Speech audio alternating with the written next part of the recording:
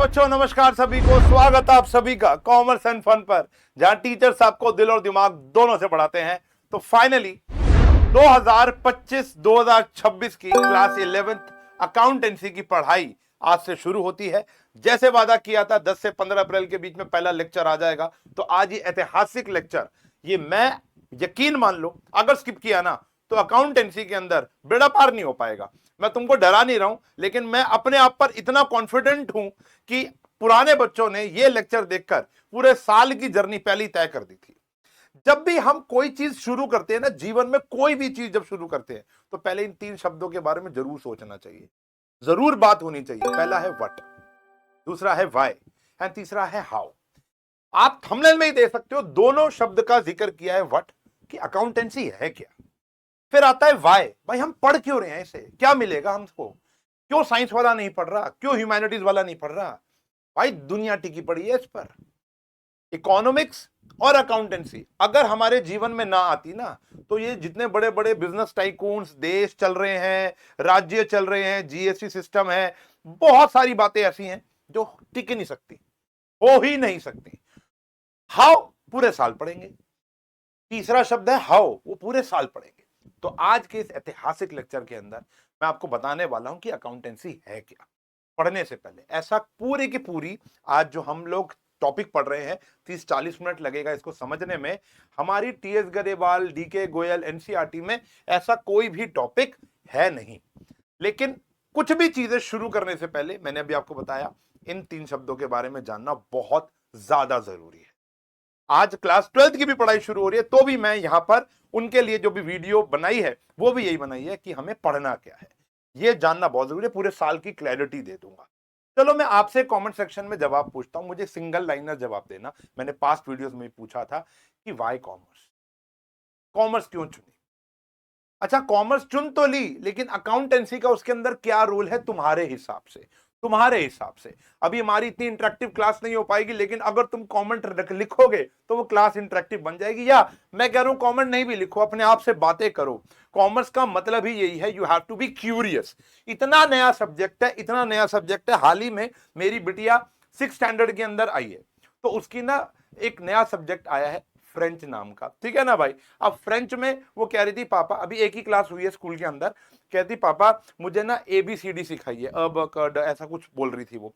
तो मैंने कहा बहुत बढ़िया। अब मेरी भी इच्छा जाग गई कि भैया मैं भी क्या सीखूंगा, फ्रेंच सीखूंगा। तो मैंने कल ही, आई स्वेयर, मैंने उसको बोला मीटअप में जब हम लोग थे। अच्छा सबसे पहले तो मीटअप में आप लोग आए, बहुत बहुत शुक्रिया, बहुत बच्चों ने आकर बड़ा प्यार दिखाया। और अच्छा ये उसी की निशानी है, मीटअप की निशानी है, मेरे पास अभी भी रह गई है, मैंने उतारना भूल गया। और उतारूंगा क्यों यार, इतना बढ़िया चीज है, ठीक है ना।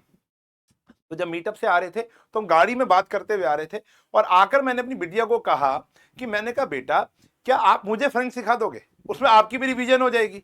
तो जब मैंने उसकी किताब खोली, तो वो उतना ही नया था जितना स्टार्टिंग में 11th स्टैंडर्ड के अंदर अकाउंटेंसी। मैं उसमें अंग्रेजी पढ़ पा रहा था, फ्रेंच नहीं पढ़ पा रहा था। उस किताब के अंदर थोड़ी सी अंग्रेजी थी, थोड़ी सी फ्रेंच थी। अब मेरे को उतना ही नया लगा जितना बचपन में मैंने अकाउंटेंसी पढ़ी थी।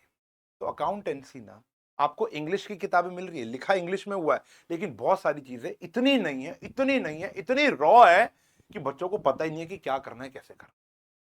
तो आज हम ये जरूर जान लेंगे, पेशेंटली इस बात को सुनना और समझना, लिखने की कोई जरूरत नहीं आज, कि हमें एक्चुअल में क्या पढ़ना है और अकाउंटेंसी हमको कैसे सुपीरियर बनाएगा ह्यूमैनिटीज और साइंस वाले बच्चों से, कि सुपीरियर बनाता है उनसे कैसे। आओ तो प्राउड टू बी कॉमर्स वाली बात आज हो जाएगी। सबसे पहला रीजन क्या है हमारा पढ़ने का, यह है रिप्लेस मेमोरी। जैसे कि आपको हल्का फुल्का पता होगा, अकाउंटेंसी के अंदर ना हम रिकॉर्डिंग ऑफ ट्रांजैक्शन करते हैं। अब देखो पहला एक नया शब्द आया बच्चों आप लोगों के लिए, ट्रांजैक्शन। ट्रांजैक्शन वर्ड आजकल बड़ा कॉमन हो गया क्योंकि ऑनलाइन चीजें शुरू हो गई हैं। ट्रांजैक्शन मतलब लेन देन। जैसे फॉर एग्जांपल आपने मेरा पेड कोर्स ले लिया, तो आपने गूगल पे, यूपीआई या आरटीजीएस, एनईएफटी जो भी किया होगा, आपने मेरे अकाउंट में वो पैसे भेजे। 1200 का कोर्स, 1400 का कोर्स, 2000 का कोर्स, जो भी आपने मेरा परचेज किया। अब आपके और मेरे बीच में क्या हो गई है, एक ट्रांजैक्शन हो गई। अभी मुझे आपका नाम नहीं पता, आपने मुझे पैसा भेजा, आपका मुझे नाम पता चल गया, आपका सारा डेटा मेरे पास आ गया। अब इसको बोलते हैं ट्रांजैक्शन। हम जाते हैं किसी सब्जी की दुकान पर, बोलते हैं भैया 1 किलो प्याज दे दो। हमने उससे गुड्स लिए, प्याज लिए, सामान लिया और हमने उसको 40 रुपया नगद दे दिया, उसको बोलते हैं ट्रांजैक्शन। अब इस ट्रांजैक्शन को तो हम भूल जाएंगे।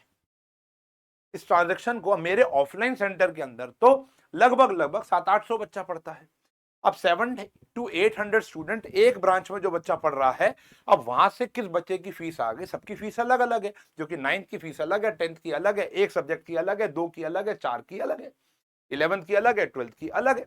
तो अब वहां पर बच्चा क्या कर रहा है, अलग अलग टाइम पर अलग अलग फीस दे रहा है। कैसे याद रखूं किसकी आ गई किसकी नहीं आ गई, और जिसकी नहीं आई उसको भी कॉल करना है, और जिसकी आ गई उसको रिकॉर्ड भी करना है कि भैया दोबारा गलती से ना मांग लूं मैं उससे। Replace memory. आज के इस टाइम पे मैंने अपने ऑफलाइन वाले बच्चों को बताया था, जब ये बैच में ये हमने 4 अप्रैल को पढ़ा था ये वाला टॉपिक।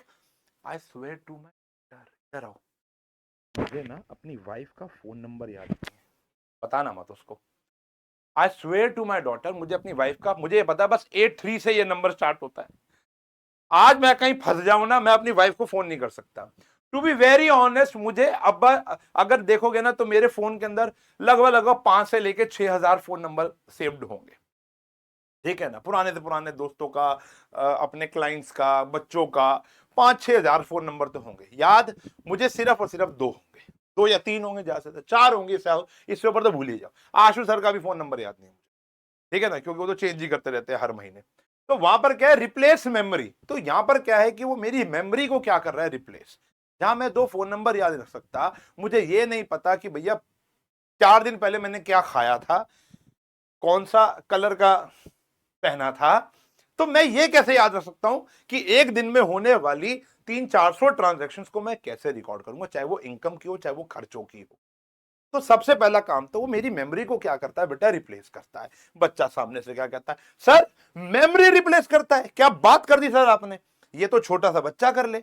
क्या सर, आज आप मुझे 1000 रुपए एक पॉकेट मनी दे दो, तो क्या मैं उसका हिसाब नहीं रख सकता? रख सकता हूं, डेट वाइज लिख सकता हूं। सर मेरे घर के नीचे जो राशन वाला है, जिससे मैं उधारी पर राशन खरीदता हूं, सर जो सुबह सुबह 5 बजे आकर मुझे परेशान करता है, मेरा दूध वाला, वो जो मुझे डेली दूध देने आता है गाय का, भैंस का, तो वो भी तो रिकॉर्ड कर रहा है कि किस घर में कितना दूध जा रहा है। सर शर्मा जी के घर में डेली 2 लीटर जाता है, घई फैमिली के अंदर 4 लीटर आता है, लाड फैमिली के अंदर ये जाता है, जैन फैमिली के अंदर ये जाता है, गुप्ता के घर ये जाता है, गोयल जी के घर वो जाता है।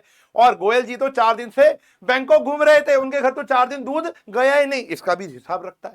सर मेमोरी रिप्लेस की बात तो हमारे साथ मत करो। मेमोरी रिप्लेस तो जो नहीं भी पढ़ते ना, उनको सिर्फ लिखना आता है, तो वो डेट डालते हैं। आपका जो राशन वाला है, अगर आप उधारी पर राशन खरीदते हो महीना महीना, जैसे मेरे घर के नीचे किराने की दुकान है, अब किराने की दुकान में क्या होता है, वो डेली की ग्रोसरीज होती है ना, अंडे, दूध, ब्रेड, फॉर एग्जांपल बच्चों के लिए टॉफी, चिप्स, मैगी। वैसे राशन इकट्ठा आता है हमारे घर में 1 या 2 तरीकों, 4-5 थैले आते हैं, ठीक है ना। वो राज मंदिर है हमारे घर के पास, तो मेरी वाइफ जाती है, वो जिम विम जब जाती है सुबह, तो उसको पर्ची दे देती है, वो घर छोड़ के चला जाता है, ठीक है ना। तो पूरे महीने का राशन अच्छा खासा आता है। लेकिन जो डेली की ग्रोसरीज हैं, वो दूध हो गया, अंडे, ब्रेड, दही, ये सब चीजें घर के नीचे से एक किराने की दुकान से आ जाता है, ठीक है ना। अब उसका हिसाब हम डेली नहीं करते, बोलते भैया 1 महीने में एक बार या मुझे बिल भेज देना। तो वो भी तो रिकॉर्ड कर रहा है, ऊपर वो डेट डालता होगा, नीचे वो सामान की लिस्ट डालता होगा, फिर वो डेट डालता होगा, सामान की लिस्ट डालता होगा, फिर वो डेट डालता होगा, सामान की लिस्ट डालता होगा। सर रिप्लेस मेमोरी तो वहां पर भी हो रही है। क्या साइंस वाला बच्चा ये सारी ट्रांजेक्शन नहीं लिख सकता? क्या एक सच छोटा सा बच्चा, आप अपनी बेटी को ही दे दो ना 1000 रुपए पॉकेट मनी दो, और मंथ के एंड में उसे हिसाब मांग लो, क्या वो नहीं दे पाएगी? दे पाएगी भाई, क्यों नहीं दे पाएगी। तो सर हमको अलग कैसे बना रहा है ये? हमको अलग बना रहा है रीजन नंबर 2, यानी सिस्टमैटिक रिकॉर्डिंग से। आप उस किराने वाले से एक बार पूछना कि मेरे बच्चों ने पिछले 6 महीने में कितने ओरियोज खाए हैं, नहीं बता पाएगा। उसको पता है क्या करना पड़ेगा, पहले तो 6 महीने का बही खाता, जो भी किताब, वो लाल रंग की किताब होती है ना, उसकी गिल्त चढ़ी होती है, उसको वो लेकर आएगा, और फिर वो क्या कहेगा, Oreo Oreo Oreo Oreo Oreo Oreo Oreo Oreo Oreo Oreo Oreo, ऐसे सर्च करना पड़ेगा। इतना मुश्किल काम हो जाए, समझ रहे हो। दूध वाला सिस्टमैटिकली नहीं बता पाएगा, राशन वाला सिस्टमैटिकली नहीं बता पाएगा। मैं अपनी बेटी को बोलता हूं पूरे साल में कितने रुपए के इरेजर्स खरीदे थे, तो उसको इरेजर इरेजर इरेजर ढूंढना पड़ेगा। सिस्टमैटिक नहीं होगा। अब सिस्टमैटिक वर्ड की जो डेफिनेशन है ना बेटा, वो साक्षात आपके घर के अंदर है, वो आपके घर की रसोई, हमारा खुद का पूरा पूरा घर। एक बार अपनी आंखें बंद करो, मां कसम लगेगी, एक बार आंखें बंद करो, आंखें बंद की, आटे का ड्रम कहां है? पहुंच गए हो तुम? पहुंच गए हो तुम? आटे का ड्रम, ठीक है ना। आप अपने घर के अंदर दालें कहां रखी हुई है, पता चल गया तुमको। मसाले कहां रखे हुए, पता चल गया तुमको। मैगी कहां पड़ी हुई है, पता चल गया तुमको। लेज कुरकुरे का पैकेट कहां पड़ा हुआ है, पता चल गया तुमको। आलू प्याज की टोकरी होगी, पता चल गया तुमको। कॉफी कहां रखी हुई है, पता चल गया तुमको। तुम्हारे डिओड्रेंट्स कहां रखे हुए, पता चल गया तुमको। पानी की बोतलें कहां पड़ी हुई हैं, पता चल गया तुमको। फ्रूट की बास्केट अलग है, वेजिटेबल्स की बास्केट अलग है, दूध का पतीला अलग है, चाय का पतीला अलग है। तुम्हारे वार्डरोब के अंदर तुमने शर्ट्स अलग रखी हुई हैं, टी शर्ट्स अलग रखी हुई हैं, मम्मी की साड़ियां ऊपर टंगी हुई हैं। एक ड्रॉर होगा जहां तुम्हारा जुराबें पड़ी हुई होंगी। सोचो सोचो सोचो सोचो। यह है सिस्टमैटिक। सिस्टमैटिक का फायदा क्या होता है, फायदा बताता हूं। लाइट चली गई है घर की, लाइट चली गई है घर की, मान लो हमारे युग में इन्वर्टर, मैं अपने बचपन की बात बताता हूं, इन्वर्टर नहीं होता था, लाइट आए दिन चली जाती थी और मजा आता था जब लाइट जाती, पूरे मोहल्ले में शोर मचता था, आए खेलने का मौका मिल गया, ठीक है ना। तो क्या होता था, हम घर के लास्ट वाले कमरे में थे, ये है हमारा घर, घर के लास्ट वाले कमरे में मोमबत्ती पड़ी है, यहां पर कैंडल। हम क्या करते थे, अंधेरा गुप अंधेरा, कुछ रोशनी नहीं आ रही, कुछ रोशनी नहीं आ रही, हम क्या करते, पकड़ते पकड़ते पहुंच जाते थे।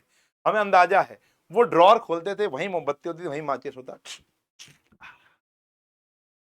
ये कहानी है सिस्टमैटिक।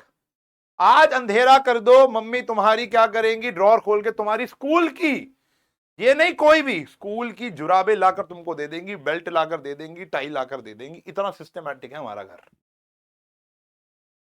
राजमा ढूंढने जाएंगे ना मम्मी, सीधे जाके राजमा, ये हो गए राजमा। अरे नमकदानी देख लो ना, कितनी सिस्टमैटिक, तो नमकदानी है हमारी, सारे मसाले बेचारे आसपास, बीच में क्यूट सा नमक बैठा होता है।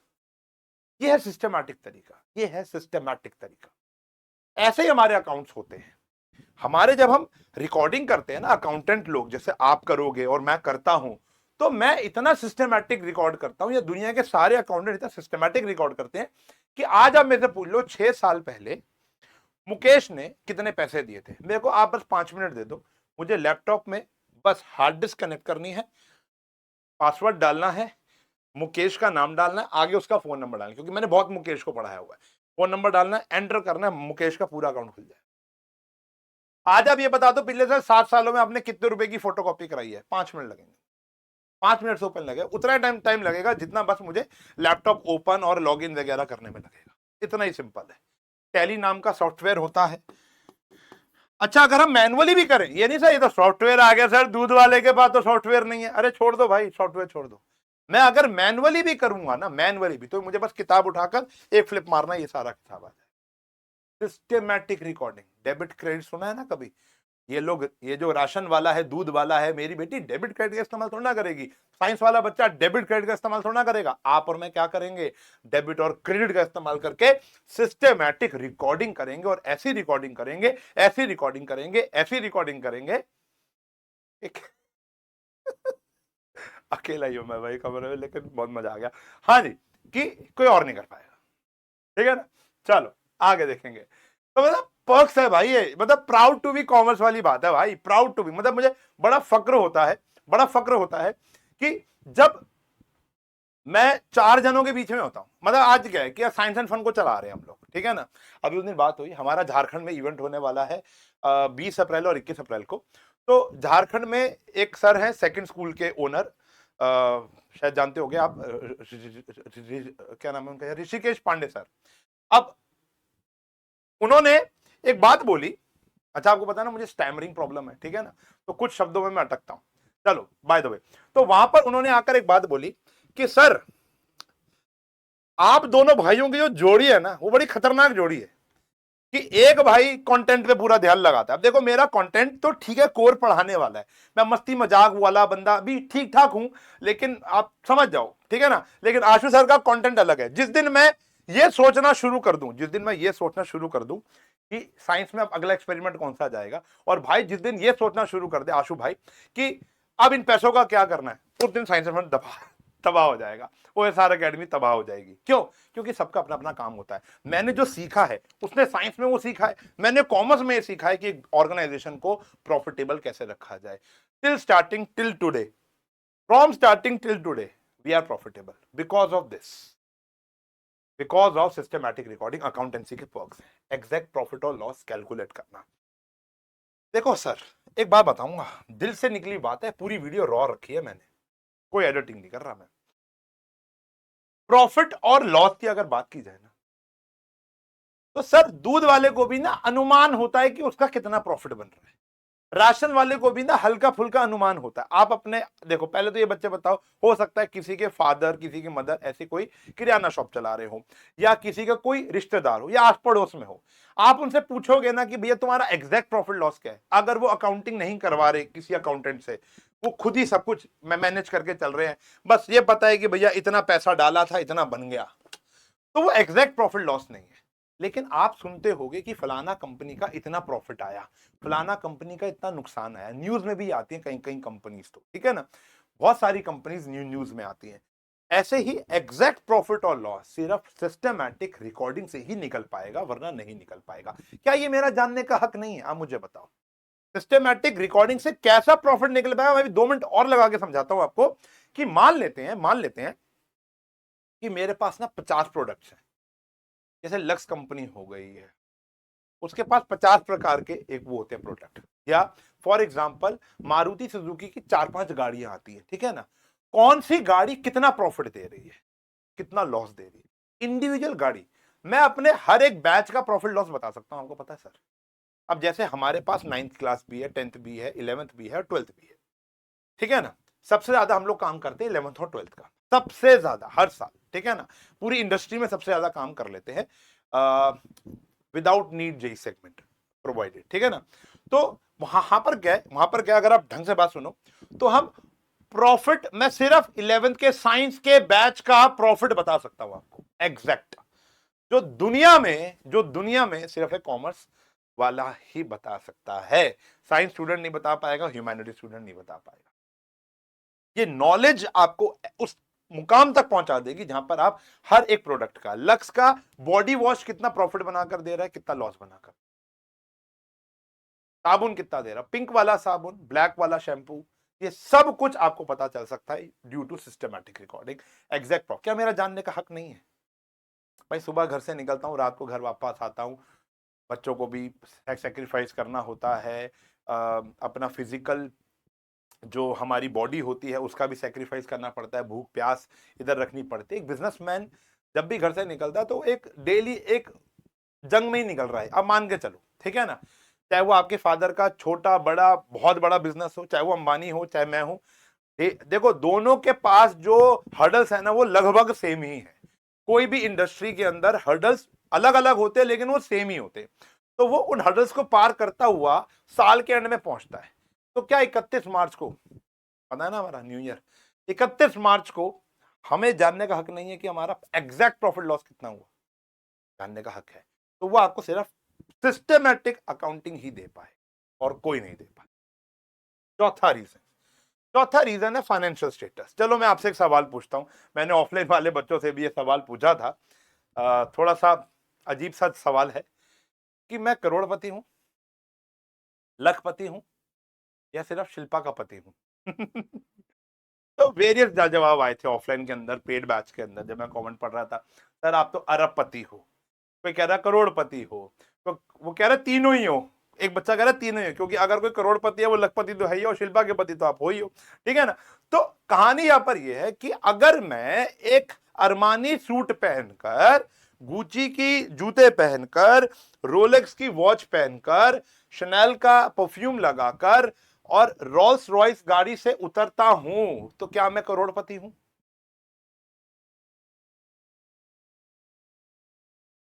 हाँ भी और ना भी। हम मान लेते हैं लोगों को कि यार उसके पास तो बहुत ही पैसा हो क्योंकि वो रोल्स रॉयस से उतरा है। अरे क्या पता पड़ोसी की हो, क्या पता भाड़े का सूट पहना हो, क्या पता नकली शनैल मारी हो, क्या पता गुची ना हो पड़ूची हो। आपको क्या पता कि वो असली है या नकली? वो तो बंदे, अब मैं बताता हूं, आशु सर इंदौर गए थे, तो उन्होंने ना एक सुप्रीम का जूता पहना हुआ था। अब कुछ जो बच्चे जो जूतों के बारे में जानकारी रखते हैं, तो उन्होंने सुप्रीम, उसके ऊपर एक ऑरेंज कलर का शूज है सर का, ऑरेंज कलर का जूता है, उसके ऊपर ना हल्का सा सुप्रीम लिखा हुआ है। तो अनुभव दुबे जी हैं, चाय सुट्टा बार के ओनर, शायद जानते होंगे। तो हम लोग ऐसी चाय वाय पी रहे थे उन्हीं के आउटलेट पे बैठकर, उन्हीं के साथ वो हमें लेकर गए थे। तो उन्होंने कहा आशु भाई तुम्हारे जूते बहुत, वो ना सबको भाई भाई करके बात करते हैं अनुभव जी, कह रहे आशु भाई तुम्हारे जूते बहुत बढ़िया है यार। तो भाई ने कहा अरे सर, आशु सर थोड़े हम्बल से ही रहते हैं, अरे सर बस ऐसे ही है। कह रहे यार ये तो होगा कम से कम 60-70 हजार रुपए का जूता। तो उन्होंने एडिडास का लिमिटेड एडिशन जूता पहना हुआ है, जो कि कम से कम होगा 29 से लेकर 30,000 40-50 हजार का जूता होगा। अनुभव सर ने कहते सर चेंज कर लेते हैं जूते। आशु सर कहता देखो आप ही का नुकसान है। कहता क्यों? कहता ये तो 800 रुपए का जूता है, और हमने जजमेंट, जो बच्चे रोहिणी में रहते हैं, जजमेंट रोहिणी सेक्टर 7 से नकली जूता है, सुप्रीम की स्पेलिंग भी देखोगे ना तो वो आपको नकली ही लगेगी। ऐसे हाथ जोड़ के बात की थी, तो वो आप देखो सुप्रीम की स्पेलिंग रॉन्ग है। तो वो हैरान हो गए, कह रहे इतना महंगा जूता लग रहा है। तो वो उन्होंने एक बात बोली, कहता देखो ये जूते के ऊपर जो स्पेलिंग लिखी है वो भी ठीक हो जाती है कि कौन पहन रहा है वो जूता, समझ रहे हो?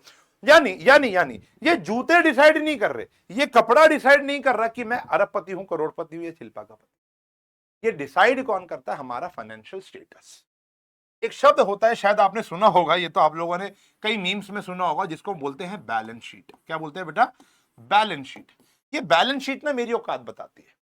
अगर मैं उस अटायर में रोल्स रॉयस से उतर के बैंक में जाता हूं, बोलता हूं बहन मुझे लोन दे दो, या दूसरा है कि भैया मैं निक्कर में जाता हूं, मेरी चप्पल के अंदर छेद है, हवाई चप्पल, लिटरली वो हवाई चप्पल है, मेरी टी शर्ट, मैं उल जलूल टी शर्ट पहन के चला जाता हूं, और मेरे बाल बिखरे पड़े हैं, दाढ़ी मेरी बहुत बड़ी है, और मैं जाता हूं, मैं कहता हूं ए दीदी लोन देना,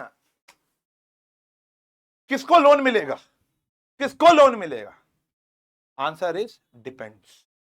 ऐसा नहीं है कि अरमानी सूट वाले बंदे को आते ही लोन दे दिया जाएगा, नहीं, और इसको बोले चल चल बाहर निकल, ऐसे नहीं। दोनों के साथ हाँ हो सकता है बात करने का तरीका अलग हो जाए। इससे हम इंग्लिश में बात करेंगे, sir may I know your financial status please, may I know your pan card, your ITRs, your balance sheets, कि ताकि हम प्रोसेस कर पाए उस चीज को। हाँ भाई। दूसरा वो कह रहा है अरे लोन देना, हाँ उससे बात करें, भाई देख तेरे को लोन तो मिल जाएगा, लेकिन पहले अपने दस्तावेज तो जमा करा, फिर तेरे से बात करेंगे, भाई बैठ जा भी साइड में। बदतमीजी से बात हो सकती है, लेकिन लोन ऐसा नहीं है अरमानी सूट पहन के जाओगे तो ज्यादा लोन मिलेगा या लोन मिल ही जाएगा, नहीं। तो हर चीज यहां पे फाइनेंशियल स्टेटस। मुझे भी एग्जैक्ट नॉलेज, अच्छा मुझे भी नहीं पता कि मेरी, वो सुनते हो ना नेटवर्थ, एक वर्ड आता है ना नेटवर्थ, कि एक इंसान की या एक बिजनेस की नेटवर्थ क्या है। आप मुझे बताओ, आप मुझे बताओ, आज कोई मेरे पास आ जाता हो, मैं, हमारे पास तो बहुत ऑफर स्टार्टिंग में आए हैं कि फलाना एकेडमी आ जाती है या फलाना वाला आ जाता है।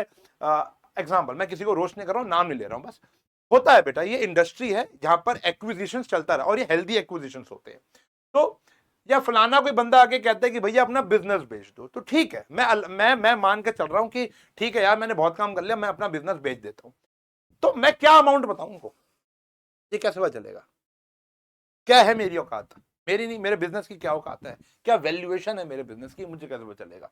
जब तक मैं सिस्टमैटिक रिकॉर्डिंग ही नहीं कर रहा हूं अपने धंधे की, तो मैं कैसे बताऊं कि मेरे पास कितने के, अभी मैं कुछ वर्ड यूज कर रहा हूं शायद समझ में नहीं आएंगे, कितने के मेरे पास एसेट्स है, कितने ऊपर मेरे पास उधारी है, मैं कितना रेवेन्यू जनरेट कर देता हूं, कितना मैं पैसा बना रहा हूं, कितना मैं प्रॉफिट बना रहा हूं। जब तक मुझे यही नहीं पता, तो सामने वाली कंपनी भी कन्विंस कैसे होगी मेरे में पैसा डालने की? शार्क टैंक में जाके मैं क्या बोलूंगा? इन्वेस्टमेंट्स कैसे मिलेंगे मुझे? तो सबसे पहली चीज है फाइनेंशियल स्टेटस। ये सिस्टमैटिक रिकॉर्डिंग का एक प्रोसेस होता है। अगर मैं ये नहीं करूंगा तो मैं अपनी औकात नहीं जान पाऊंगा, नेटवर्थ नहीं जान पाऊंगा, और कभी सेल करने की बारी आएगी बिजनेस की, तो मुझे नहीं पता होगा कि मुझे क्या अमाउंट बोलना। समझ में आ गई?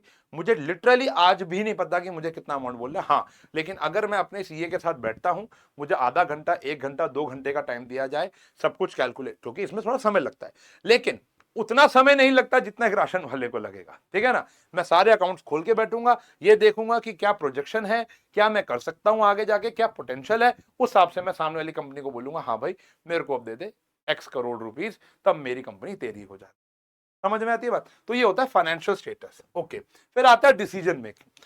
बहुत बड़े बड़े फैसले लेने पड़ते हैं, जैसे फॉर एग्जांपल अभी हाल ही में कुछ बच्चों को पता होगा शायद, ये वाले बच्चे कुछ ऐसी वीडियो देख रहे होंगे जो हमको ऑफलाइन से भी जानते हैं। अभी ऑफलाइन के अंदर एक बहुत बड़ा डिसीजन लिया हमने, मैंने और भाई ने, कि हमारे पास पहले ना 2 ब्रांचेस होती थी, एक होती थी रोहिणी सेक्टर 7 में और एक होती थी रोहिणी सेक्टर 5 में।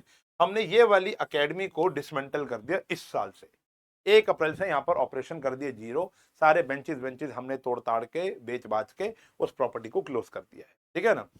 अब यहां पर हमने ऑपरेशन क्यों बंद किया? अब इतना बड़ा डिसीजन छोटा डिसीजन नहीं होता, जबकि ये तो मेरी पहला प्यार था, फर्स्ट लव था। फर्स्ट लव क्यों? क्योंकि जो साइंस एंड फन की शुरुआत हुई है ना बेटा, वो यहीं से हुई है। साइंस एंड फन की जो शुरुआत हुई है वो यहीं से हुई थी, इस ब्रांच से हुई थी। ये मैंने बंद करके इसको मैंने थोड़ा सा इंक्रीज कर दिया है।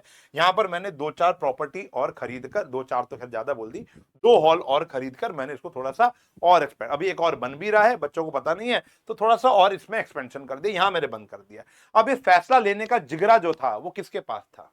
मेरे पास तो नहीं था, भाई के पास था, नहीं था, हमारे अकाउंटेंसी के पास था, हमारे अकाउंट्स के पास था कि भैया हम ये फैसला कंसिडर जरूर करते हैं। डिसीजन लेने में हमारी मदद किसने की? हमारे अकाउंट्स ने। उसने हमें बताया देखो जो सेक्टर 5 तुमको पैसा बनाकर दे रही है ना, उससे ज्यादा अगर तुम यहां पर ये प्रॉपर्टी खरीद कर एक बैच और बना लोगे ना, वो तुमको ज्यादा मुनाफा दे देगी। या यहां से जो तुम्हारा समय निकलेगा ना, वो समय अगर तुम ऑनलाइन एजुकेशन में दे दोगे ना, तो यहां पे तुम्हारा ज्यादा पैसा बनेगा। सर पैसे को, पढ़ाई को एक साथ तोल रहे हो सर?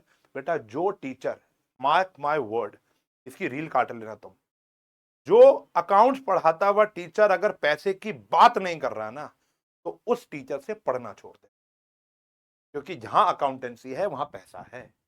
तो मेरे आने वाली बहुत सारी क्लासेस के अंदर मैं ऐसी चीप बातें करूंगा, 10-10 15-15 रुपए की, पैसों की बातें करूंगा, ग्रीडी लगूंगा, लेकिन वो एक बिजनेसमैन की पहली निशानी है, वो एक अकाउंट्स टीचर की पहली निशानी है। अगर कोई टीचर तुमको बोले कि मैं तो भैया पैसे से प्यार नहीं करता और वो अकाउंट्स पढ़ा रहा है, दूर भाग जाओ ऐसे टीचर से, दूर भाग जाना, ठीक है ना। भैया मेरी बेटी पूछती है पापा what is your favourite hobby? My favourite hobby is to earn money. पैसा कमाना मेरी सबसे प्राइम हॉबी है। लिखवा दो, रील काट दो, वायरल कर दो, बदनाम कर दो, लेकिन मैं प्राउड करता हूं, क्योंकि अगर मुझे पैसे से प्यार नहीं होगा ना, तो मैं सब्जेक्ट से प्यार नहीं कर पाऊंगा। मैथ पढ़ाता हुआ मैं ऐसा नहीं दिखता, मैथ पढ़ाते हुए मेरी सोच ऐसी नहीं है, मैं वहां एक प्योर ऑर्गेनिक टीचर हूं। अकाउंटेंसी पढ़ाते वक्त मुझे पैसे से प्यार होना चाहिए, तभी मैं ढंग से समझा पाऊंगा। तो मैंने ये जो डिसीजन लिया कि सेक्टर 5 को डिसमेंटल किया, और सेक्टर 5 का जो टाइम मेरे पास बचा, आशु सर के पास बचा, अन्य टीचर के पास बचा, या जो पैसा मैं वहां इन्वेस्ट करता था, वो मैंने पैसा कहां इन्वेस्ट कर दिया? सेक्टर 7 में कर दिया, या मैंने ऑनलाइन एजुकेशन को थोड़ा सा और इंक्रीज कर दिया, वहां पे समय देना मैंने ज्यादा शुरू कर दिया। क्यों? क्योंकि मुझे लगता है कि वहां पे ज्यादा पोटेंशियल है। और ये बात मेरे बस की नहीं थी फैसला लेना, मेरे अकाउंटेंसी ने, मेरे अकाउंट्स ने, जो मेरे बुक्स ऑफ अकाउंट्स है उसने मुझे पढ़ा, मैंने डिसीजन लिया क्या ये मैं कर सकता हूं? उन्होंने कहा हाँ, अकाउंट्स बोलते नहीं है लेकिन बोलते हैं। उन्होंने बोला कि भाई तू ये गलत कर रहा है, इससे अच्छा तो तू ये वाला काम करके और ज्यादा पैसा बना सकता है। तो मैंने वो डिसीजन ले लिया इस साल। तो ये आपको कॉन्फिडेंस देता है डिसीजन मेकिंग। ऐसे बहुत सारे डिसीजन, क्या वो कॉन्ट्रैक्ट लेना है या नहीं लेना, क्या मशीनरी, मतलब बहुत सारे ऐसे फैसले होते हैं बिजनेस के अंदर। अब जैसे क्या है कि हमको स्टूडियो बनाना होता है, एक स्टूडियो बनाना है, स्टूडियो बनाने के कॉस्ट होती है, कभी कभी 5 लाख आती है, कभी भी 6 लाख आती है। तो 5 से लेके 6 लाख 7 लाख एसी इंक्लूड कर लोगे तो 7-1 लाख रुपए, 6-6.5 लाख रुपए में एक अच्छा सा स्टूडियो तैयार हो जाता है, जैसे हमारा है। अब इसको और भी इंप्रूव किया जा सकता है। तो 6-7 लाख रुपए लगाने से क्या मेरा बेनिफिट होगा, इसको भी कौन बताएगा? मेरे अकाउंट्स बताए। बजटिंग नाम की चीज होती है, अभी लास्ट स्लाइड में बताऊंगा। तो डिसीजन, बड़े बड़े डिसीजन आप बिना अकाउंट्स लिए नहीं बता। यार आप बताओ, आप कभी नहीं गए अपने पेरेंट्स के पास? मैं तो जाता था, जैसे मेरे फादर तो जब मैं 3 साल का था तभी एक्सपायर हो गए थे, तो नानी जी ने पाला है मुझे, नानी जी के पास जाता था कि नानी जी वो एक बैट पसंद आया हुआ, क्रिकेट बैट, बहुत छोटा सा होता था मैं, तो वो मेरे को खरीदना है। अब नानी जी भी पेंशन पे जी रही हैं, मेरी मम्मी डोर टू डोर शैम्पू बेच रही है, वहां से काम कर रहे हैं। बचपना तो बचपना होता है, कभी समझते हैं कभी नहीं समझते, तो जाके बड़ी बड़ी डिमांडें कर देते थे। तो नानी जी कहती थी बेटा इस महीने तो नहीं, अगले महीने दिला दूंगी। तो वो क्यों बोल रही हैं इस महीने नहीं अगले महीने? क्योंकि उनको पता है अगले महीने उनकी पेंशन आएंगी, वो बेचारी मुझे क्या करेंगी, 500-600 रुपए का जो बैट मैं पसंद करके बैठा हुआ हूँ वो मेरे को दिला देंगे। डिसीजन मेकिंग, डिसीजन मेकिंग बचपन से सीख रहे हो ना। पापा कह रहे हैं ना मम्मी को, मम्मी कह रही सुनो जी ये एसी ज्यादा ठंडक नहीं करता, ऐसा करते 10 साल हो गए चेंज कर ले। पापा कहते रुक जा, अभी वो पैसे आएंगे तब बात करेंगे, अभी रुक जा, अभी 2 महीने रुक जाओ, 2 महीने ऐसे काट लो, अभी इसको रिपेयर करा लो। तो हम डिसीजन कैसे लेते हैं, हमें पता है कि हमारे पास क्या फंड है क्या फंड नहीं है, ठीक है जी। उसके अलावा जैसे मैनेजमेंट ऑफ फंड है, आज मैं अगर आपको बोलूं ना, मैं बहुत बच्चों से बात करता हूं, बहुत ज्यादा बच्चों से बात करता हूं, कहते हैं अमीर बनना है, अमीर बनना है, अमीर बनना है। ठीक है यार, होना चाहिए सपना, बड़े सपने। अभी हम वहां मिले मीटअप में, बच्चे मुझसे ऑटोग्राफ वगैरह जो भी आप लोग प्यार देते हो, तो मैं वहां पर हर बारी जब भी मैं ऑटोग्राफ देता हूं या जब भी मैं बच्चे को, ऑटोग्राफ का मतलब क्या है, मतलब वो साइन ही तो है, मैं वो नहीं करता। मैं क्या कहता हूं, एक ऐसा मैसेज दूं बच्चों को, जो मैंने जिससे अपना जीवन बदला है, वो है ऑलवेज ड्रीम बिग। दुनिया के हर एक टॉप क्लास बंदा, कोई भी हो, मतलब मैंने जितनों की भी केस स्टडी सुनी है, पढ़ी है, जानी है, परखी है, मिला हूं, बात की है, सुना है, टीवी में रील देखी है, सब एक बात कहते हैं, ऑलवेज ड्रीम, पॉजिटिव थिंग। अमीर बनना मेरा बचपन से सपना था, थोड़ा बहुत मैंने अचीव किया, लेकिन एक प्राउड होता है कॉमर्स लेने के बाद कि आज जब मैं सो रहा होता हूं ना बेटा, तो मुझे पता है मेरे लिए कोई काम कर रहा है। मैं अपनी माँ को अक्सर एक बात बोलता हूँ, थोड़ी सी बात अजीब सी लगेगी बच्चों को, कि मेरी माँ, तेरे ना दो बेटे नहीं, तेरे तीन बेटे हैं। पहला आशु, दूसरा उशांक, और तीसरा इन दोनों के द्वारा कमाया हुआ पैसा। क्योंकि अगर हम दोनों सो रहे हैं ना रात को, तो वो पैसा तब भी काम कर रहा है हमारे लिए। ये नॉलेज थी मुझे। आप चाहे उसको शेयर बाजार की नॉलेज कह लो, चाहे उसको एसआईपी की नॉलेज कह लो, आप उसे म्यूचुअल फंड्स की नॉलेज कह लो, आप उसे बॉन्ड्स की नॉलेज कह लो, आप उसे इन्वेस्टमेंट्स की नॉलेज कह लो, आप उसे रियल एस्टेट की नॉलेज कह लो, बिजनेस की नॉलेज कह लो। आज मैं सो रहा होता हूं तो भी पैसा मेरा मल्टीप्लाई हो रहा है, कुछ ना कुछ तो मैंने कहीं ना कहीं कर रखा उसको। मैंने अक्सर कॉमर्स एंड फन के यूट्यूब, कितने मिनट हो गए देखो हमको पढ़ते हुए, आधा घंटा हो गया ना, पता भी नहीं चला, देखो मुझे नहीं पता चल रहा। मैंने अभी इंस्टाग्राम पर कॉमर्स एंड फन का अकाउंट खोला है, भाई फॉलो कर लो, अमेजिंग कंटेंट डालता हूं मैं वहां पर। मैंने वहां पर एक रील डाली थी, मैं बचपन से कहता आ रहा हूं कि बच्चों को पता ही नहीं है, बच्चों के अच्छे अच्छे लोगों को नहीं पता कि भैया आज उनकी सैलरी 2 लाख से 20 लाख कर दो तो क्या करना है। वो सीधा सीधा काम करना शुरू कर देंगे, आईफोन खरीदना शुरू कर देंगे, गाड़ियां खरीदनी शुरू कर देंगे, घर खरीदना शुरू कर देंगे, महंगे रेस्टोरेंट में खाना खाना शुरू कर देंगे। मेरी आशु सर के साथ एक ही लड़ाई होती है, उनके सपने थोड़े से और ज्यादा बड़े हैं, मेरे से बहुत ज्यादा बड़े सपने हैं उनके, लेकिन मैं सिस्टमैटिक तरीके से काम करना ज्यादा पसंद करता हूं। आशु सर प्रेजेंट में जीते हैं, वो कहते हैं भैया आज खा लो, कल का पता नहीं, छोड़ेंगे कल की कल देखेंगे। मैं चाहता हूं कि नहीं भाई, मैं ये चाहता हूं कि मैं आज 40 लाख रुपए की जाकर गाड़ी ना खरीद लूं, 45 लाख रुपए की जाकर एक जहाज फॉर्च्यूनर ना खरीद लूं। मेरा पॉइंट ऑफ व्यू था पहले 45 लाख रुपए को कहीं लगा दो, उससे जो ब्याज आएगा, उसका जो ग्रोथ आएगी ना, उससे हम किस्तें भर लेंगे आपकी फॉर्च्यूनर की। 45 लाख का 45 लाख वही है, और मेरी फॉर्च्यूनर मेरे को फ्री की पड़ी हुई है। और ऐसा ही किया था मैंने उनसे, मैंने 3 महीने का समय मांगा था। मैंने कहा देख, डाउन पेमेंट जो है ना 10 लाख रुपीज तो मैं तेरे को दे दूंगा, मतलब वो मेरे से मांगता है क्योंकि सारा फंड्स मेरे पास ही होता है, कि तू डाउन पेमेंट 10-12 लाख रुपए की कर दे, ये इन्वेस्टमेंट हम तेरी फॉर्च्यूनर में कर देते हैं, उसके ऊपर 1 रुपया नहीं दूंगा फॉर्च्यूनर के लिए। वो जो पैसा तू फॉर्च्यूनर में खर्च करना चाह रहा है वो मेरे को दे दे, मैं कहीं ऐसी जगह इन्वेस्ट कर दूं कि जहां से 30-35 हजार 40 हजार मेरे को मंथली का रिटर्न आना शुरू हो जाए, और वो जो पैसा है वो मैं वहां पर किस्त देना शुरू कर दूं। मेरे वो 35 लाख रुपए भी वहां पर सेव्ड है, जो जो मेरे पास, उल्टा वो भी ग्रो कर रहे हैं, वो भी ग्रो कर रहे हैं, और साथ साथ मेरे को जो रिटर्न आ रहा है उस पैसों से तेरी फॉर्च्यूनर फ्री में ही पड़ गई लगभग। इसको कहते हैं मैनेजमेंट ऑफ फंड्स। आज पूरे साइंस एंड फन और ओएसआर एकेडमी की सीएफओ, जो फाइनेंस को मैं मैनेज करता हूं, तो आज मेरे पास बहुत सारे फैसले आते हैं कि भैया हमें इन पैसे का, जो अभी हमने कोर्स बेचे हैं, क्या करना। अभी जैसे हमने साइंस एंड फन किट दी थी बेटा, ये वाला डिसीजन छोटा डिसीजन नहीं था।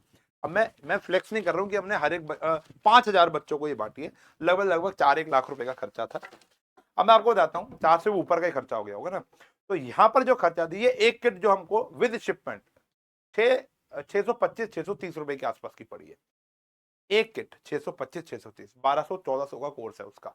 अभी उस 1400 में मुझे खर्चे भी निकालने हैं, मुझे टीचर्स को भी देने हैं, मुझे बिजली का बिल भी भरना है, मुझे वाईफाई का बिल भी भरना है, मुझे स्टाफ को भी देना है, मुझे रेंट भी देना है, मुझे बहुत खर्चे करने हैं, बहुत खर्चे करने हैं। लेकिन फिर भी 5000 बच्चों को दी। वो कैसे दी, क्योंकि पिछले साल ठीक ठाक प्रॉफिट बनाया था हम लोगों ने। तो हमने कहा देखो हमारे पास दो तरीके थे, मैंने अभी ओरिएंटेशन सेशन में ही बोला था, हमारे पास दो ऑप्शन थे कि या तो भैया हम पेड प्रमोशन में करें, जैसे बाकी दुनिया क्या करती है मुझे नहीं पता, सही है गलत है, it's a part of business. Business में सब कुछ फेयर होता है, ठीक है ना। मैं ये नहीं कहूंगा वो गलत है, मैं उनके ऊपर कोई एलिगेशन नहीं लगा रहा हूं, मैं कह रहा हूं दुनिया क्या करती है, पीआर पे खर्च करती है, ठीक है, वो भी बहुत जरूरी है। हमने कहा कि पीआर में खर्च करने से अच्छा है कि हम ये वाली पीआर, ये भी पीआर ही है, ये भी एक पीआर है, हम बच्चों को कुछ दे दें। 600 रुपए मैं एक फेक अकाउंट चलाने में लगा दूं, इट्स बेटर कि मैं क्या करूं कि यहां पर मैं फेक अकाउंट भी चला सकता हूं, कोई दिक्कत नहीं है, मैं उसके अगेंस्ट नहीं हूं।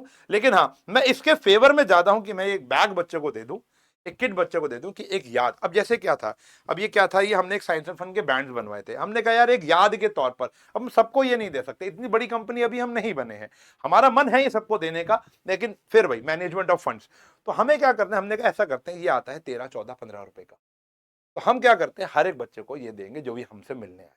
उस दिन एक बच्ची है, मैं तो चाहता हूं हर एक बच्चे के पास हमारी ऐसी कोई चीज पहुंची हो, ऐसी कोई चीज पहुंची हो जिसमें मेरा दिल, मेरा कलेजा, मतलब ऐसा लगे कि हाँ भाई हम उनसे इमोशनली कनेक्ट हो गए हैं। तो यहां पर फंड्स लगते हैं, फंड्स लगना, मीटअप करने में फंड्स लगते हैं, ठीक है ना। तो ये होती है मैनेजमेंट ऑफ फंड कि हाँ भाई यहां पर कर लो, इतने बजट में कर लो, ये करना है या नहीं करना, ठीक है ना।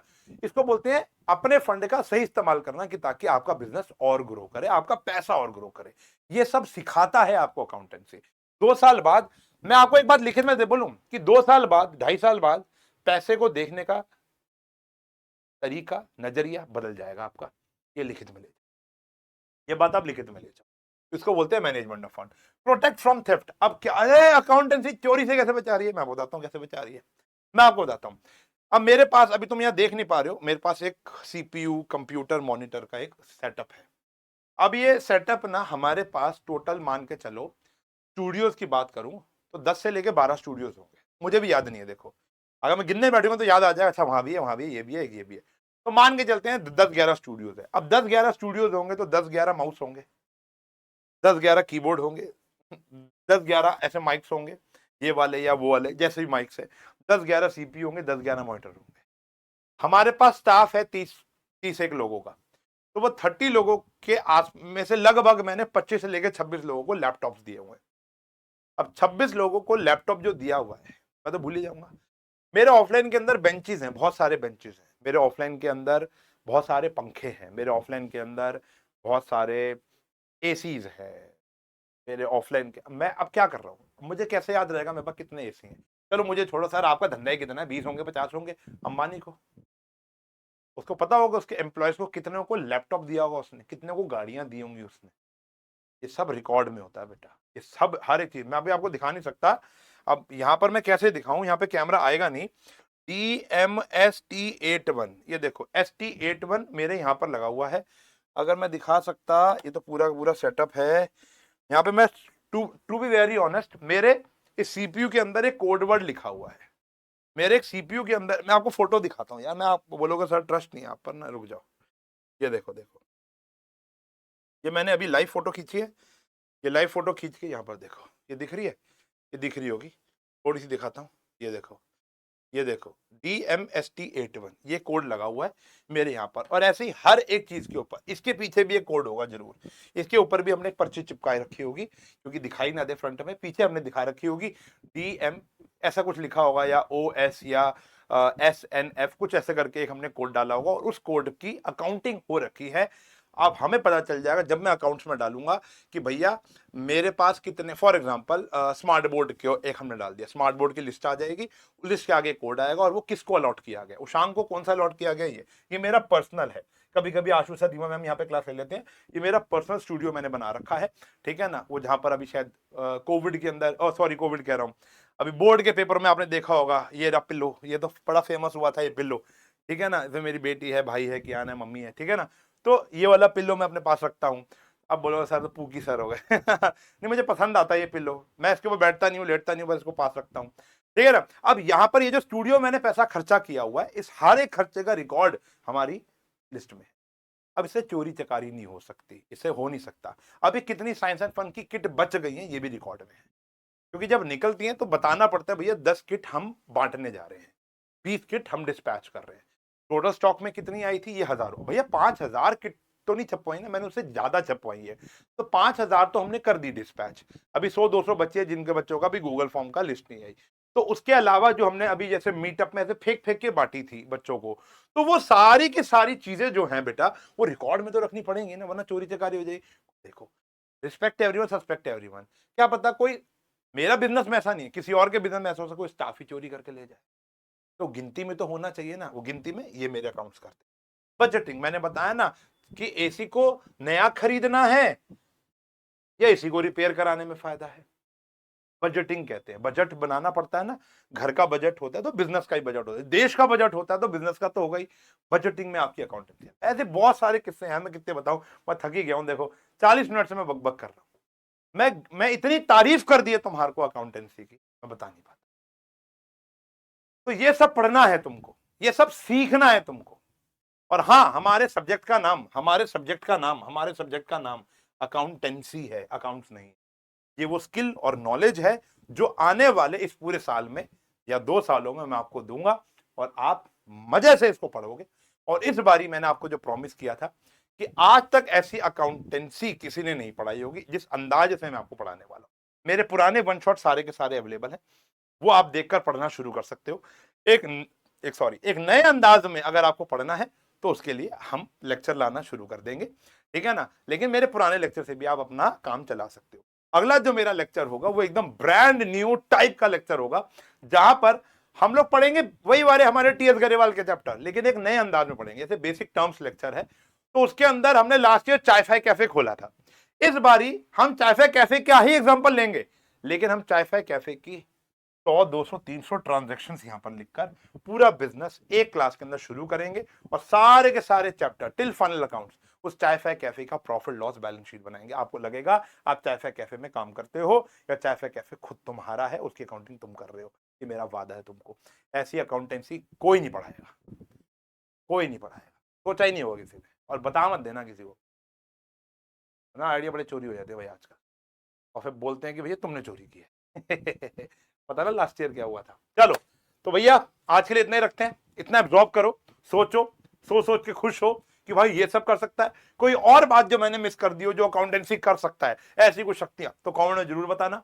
कैसा लगा लेक्चर ये भी बताना। मैं इसी तरीके से हंसते हंसाते आपको पूरी अकाउंटेंसी पढ़ा दूंगा, आपको पता नहीं चलेगा। मिलूंगा अगले लेक्चर में, तब तक के लिए bye bye, take care, have a nice day.